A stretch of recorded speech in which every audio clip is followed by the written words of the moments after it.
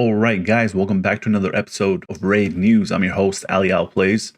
So today's stories are Sigmund the High Shield Fusion, a guaranteed skip, Cold Heart Bait. This comes after 10 times Krisk. And I'll tell you guys what the problem with this is. You guys can probably tell already because I said 10 times Krisk. Super Raids are back and they're still broken, unfortunately. Champion rebalance have been announced.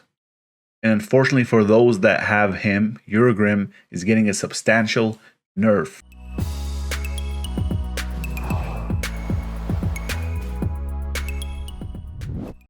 Alright, so for our first story, we're going to talk about the guaranteed champion Cold Heart. So this is actually very good for a lot of free-to-play players. The only problem is you need 7 Void Shards. Void Shards are very difficult to get, especially if you're not spending any money. And they just baited us with a 10 times Krisk. Which I actually haven't seen a lot of people pull. So unfortunately, a lot of people will not have Void Shards for this Cold Heart event. It is actually a very good event. Cold Heart is a very good champion that can help you clear a lot of dungeons, but the gearing is kind of hard as well. There's also an extra legendary event. Good luck with that. Basically, if you pull a legendary, you get another legendary as extra. I had 3 shards. I pulled nothing. So good luck to you guys. If you guys pull something, let me know down in the comment section. What were your 2 legendaries? All right, now this is kind of considered old news, but Sigmund the High Shield Fusion, they announced this like about 5 days ago. He's an okay champion. I think he can be usable in a lot of areas in the game, PvP and PvE. The only issue is that this is kind of like a Brogany style fusion. So every single epic, you are going to need fragments for every single one of them in order to fuse Sigmund the High Shield. So you're going to need fragments for 4 different types of epics, and that's going to be very difficult to get. Brogany, I think he was worth doing, but this one, I think this is a definite skip. I will be skipping. I will probably be getting some epics depending on how good they are. Personally, I don't think Sigmund the High Shield is good enough to warrant a Brogany style fusion. What do you guys think about that? All right, so for our next news, Super Raids are back. They weren't back during the Fire Knight double chance of getting regeneration gear. It wasn't there. It wasn't there for Ice Golem, but now it is here for Dragon's Lair. I will actually be utilizing it. Dragon's Lair drops are very good, especially the speed gear. You're going to need a lot of those. Problem is that Polhar did not fix Super Raids when you're doing multi-battles. So when you're doing multi-battles, you have Enable Super Raids and you have Use Gems automatically restore energy. So right when your energy runs out, there's going to be an error that pops up, and so nothing happens. You're not going to be losing gems, but you're also not running the dungeon. So a lot of people might be wasting their time, because usually when people use multi-battles, what do? They leave their computer on or their cell phone on, and then they leave it. They don't want to be there staring at the screen the whole time. Polhar did not fix that. That is unfortunate. Probably not a big deal for some, but for most of the player base, this is a big deal.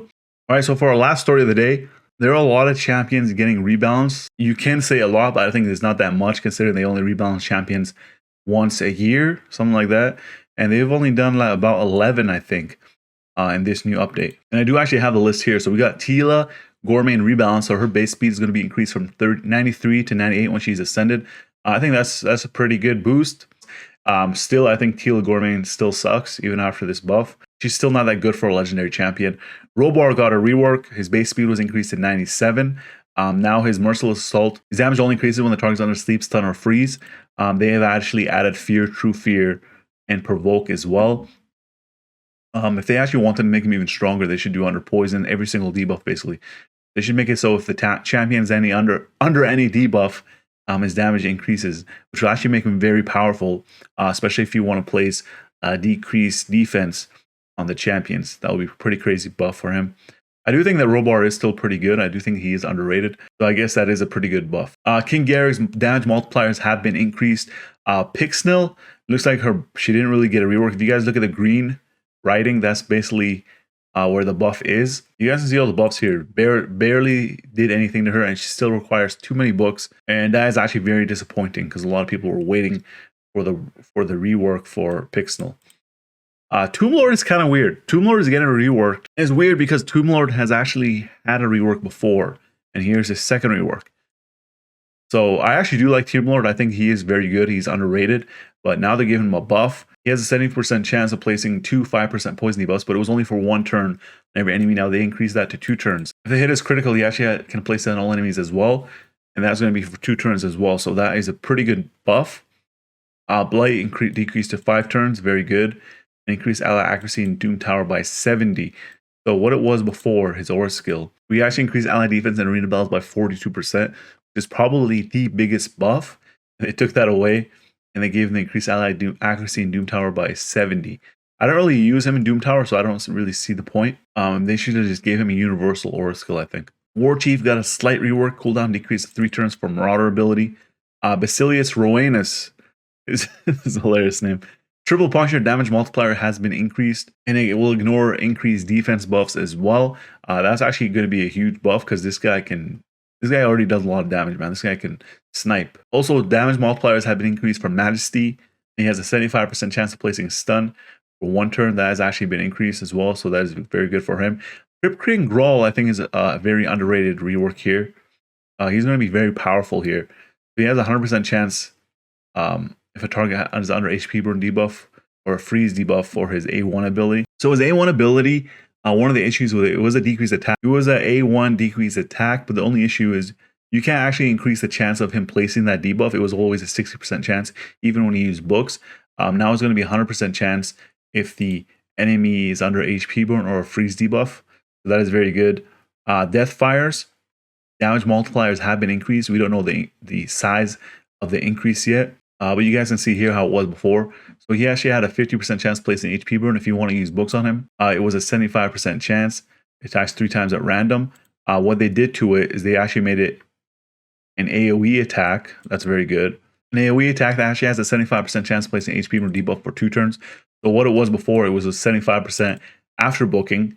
Now if you book it, it's going to be 100% chance of placing HP burn for 2 turns. That is actually very powerful. I do think that he's going to be getting a lot more use since he actually has freeze and HP burn in his kit, which are AoEs, and he has a decreased attack on his A1.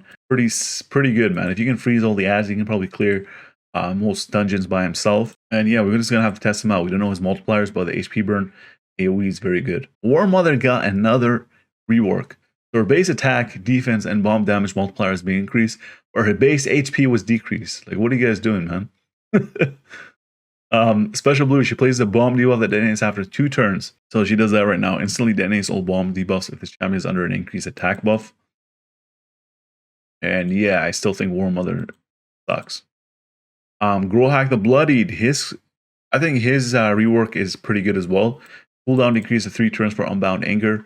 Attacks all enemies. Each critical hit fills his turn by 20%. That is actually huge in waves, especially since it was before it used to be fills his turn meter by 20% for each enemy under decreased speed debuff. So that's actually a huge buff for him, but and here's a nerf, Urogrim. Let's pull up Urogrim so you guys can see and we can compare. And we also discuss a problem with the Urogrim nerf after we go over the rework. So his A1, it used to be attack one enemy 3 times. It's going to be 2 times now. And then each has a chance of placing poison. So basically you're going to get 2 poisons instead of 3. Not that big of a nerf so far. Bizarre Vapors, cooldown increased. There it is. Cooldown increase is 6 turns, and it's a 5-turn cooldown. Yo, that's actually pretty big nerf right there.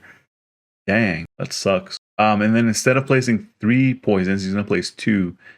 And instead of placing 2 continuous heals, he's gonna be placing 1. So that's actually a pretty big nerf. Polhar, you guys are pretty ballsy for doing this. The reason why this was not done correctly, Urogrim was on the test servers. So the content creators were making videos on this, and there was a video from day 1 that he was on the test server where he was soloing the level 25 dungeons. Basically, I believe that Polhar did not nerf Urogrim right away because he wasn't part of the Mother Cybele fusion. There was a lot of epics that were in that fusion. I guarantee that if Urogrim was in that Mother Cybele fusion, he would have been nerfed right away because they saw that he was overpowered. Players saw that Polhar didn't even mention that he needs a nerf or rework, which they should have done from the start.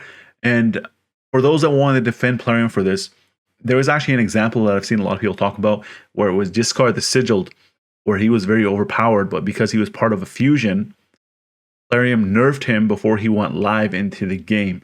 So in the test server, they saw that he was overpowered, and then they nerfed him right away. Yeah. So what do you guys think about this? Do you guys Plarium waited to waste people's resources as well as their time and money, especially books? I don't know how good he is going to be now. Probably not that good. But do you still want to use Urogrim is a question. Good thing I didn't get Urogrim. I was really hoping I would pull him so I can solo dungeons with him, but I don't know, man. What do you guys think about that? All right, so that's going to be it for today's news. If you guys like it, make sure you guys drop a like. If you want to see more Raid Shadow Legends content. If you guys are new to the channel and you like what you see, make sure you guys subscribe. And as always, I want to thank you guys for watching. I'll see you guys in the next video. I'm Tyrone. I need everybody to subscribe to the homie Ali Al Plays. And that's non-negotiable either.